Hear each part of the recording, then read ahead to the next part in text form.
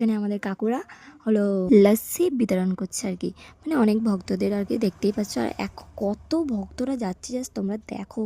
আমরা জল ঢালা কমপ্লিট করে এসেই বসেছি আর কি। আর এখানে আসছে অনেক ভক্তরা রেস্ট নিচ্ছে, মানে খুব ভালো একটা প্লেস করেছে, আমার খুব ভালো লেগেছে এই জায়গাটা। তো আমার একটা নিয়ে মন খারাপ ছিল যে আমি বাবার মাথায় মানে মন্দিরে উঠে আমি জল ঢালতে পারিনি, কারণ এত ভিড়ের মধ্যে আমার পক্ষে সম্ভব ছিল না। আমি আমার মানে এতটা হেঁটে এসেছি, আমার কষ্ট হয়নি, কিন্তু আমি ওই ওই ভিড়ের মধ্যে দুবার বাবার মন্দিরের কাছে সামনে গিয়ে আমাকে মানে সরিয়ে দিয়েছে, এরকম হয়েছে। অনেকেই করেছে এটা, আমাকে শুধু না। তো যাই হোক, বাদ দিলাম।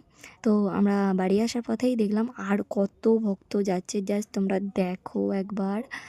এই যে এরা, আমি শুধু মাকে একটাই রাস্তাতে বলে বলে যাচ্ছি যে এরা এত কষ্ট করে যাচ্ছে, যদি না জলটাই ঢালতে পারে তাহলে কীরকম কষ্টটা হয় তোমরা বলো জাস্ট। তো তারপরে ওই রাতের মধ্যে আমরা আরও এক জায়গায় বসেছিলাম, তখন প্রায় বাজে 3টের সময়।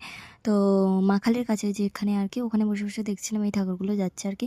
আমার না খুব ভালো লেগেছে, কি বলবো, এত সুন্দর সুন্দর ঠাকুরগুলো মনে হচ্ছে বাড়ি নিয়ে চলে যায়, কি বলবো তোমাদের। যাই হোক, 17 শ্রাবণটা আমাদের এইভাবেই কাটলো। তোমাদের কীভাবে কাটলো কমেন্টে জানাবে।